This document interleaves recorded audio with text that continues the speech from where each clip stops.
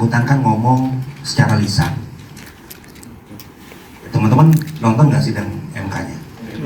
Kan dibilangnya secara lisan, dan itu kan dimintakan oleh manajemen kita pada saat itu, ya kan? Nah, sekarang saya tanya aja, yang bersangkutan pernah bayar nggak ke manajemen kami dulu, gitu kan? Kalau saya tidak pernah merasa bahwa ada ketentuan bahwa ada nilai pembayaran di situ. Karena seingat saya pada saat itu memang kita melarang, karena pada saat itu yang bersangkutan sudah keluar dari Krispati.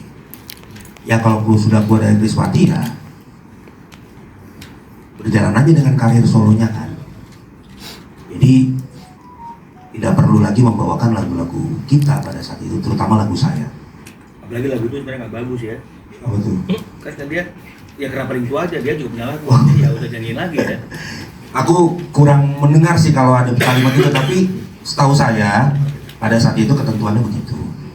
Nah, kan yang saya lihat pada saat sidang MK itu kan yang bersangkutan ngomong kalau dia tidak pernah meladeni, ya kan? Tidak pernah meladeni karena merasa bahwa ada apa ya? Ada ketimpangan hukum lah, dalam arti begitu kan. Nah, berarti kalau tidak pernah meladeni artinya ya nggak pernah bayar dong berarti. Ya kan? Setelah 2016 saya keluar dari Krispati, saya memberlakukan juga kepada Krispati pada saat itu untuk bayar persentase.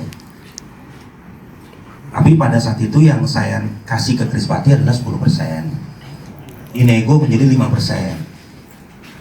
Ada kontraknya dan berlaku hanya 1 tahun. Dari 2022 sampai 2023 kalau nggak salah. Nah, ke SEMI pun saya berkomunikasi untuk melakukan hal yang sama dengan band saya. Karena kategorinya adalah selama ini kan lagu saya dipakai dari 2000, mungkin selama saya keluar dari Krispati itu kan dibawakan juga. Yang bersangkutan juga menolak untuk membayarkannya. Jadi yang membayarkan itu hanya Krispati aja 5%. Kalau SEMI nggak pernah bayar ke saya, dan saya juga nggak pernah ganggu. Saya nggak pernah nagih. SEMI mau konser di mana, mau off air di mana, kecuali untuk mechanical rights ya. Ya itu kan kalau mechanical rights kan ada izinnya. Tapi selama ini SEMI kalau nyanyi di mana-mana, saya nggak pernah pusingin gitu. Dan kemarin di sidang MK pun kan beliau mengatakan bahwa dia tidak pernah dipersoalkan. Terus saya tahu tanya, sekarang kerugiannya di mana? Jadi kalau bicara masalah kerugian, kan yang rugi saya. Lagu saya dibawain kemana-mana, dari LMK-nya nggak jelas, dari LMK-nya juga nggak jelas, dari yang bawain lagu juga nggak jelas. Terus potensi kerugiannya ada di mana? Ya pasti kan ada di saya dong sebagai pemilik lagu. Tapi apakah yang bersangkutan saya pernah ganggu? Nggak pernah. Jadi ya saya dibilang kemarin waktu beliau mengatakan seperti itu, saya agak sedih sih. Maksudnya sedihnya dalam arti bukan galau, bukan baper, enggak. Saya cuma bingung gitu kan. Maksudnya selama ini kalau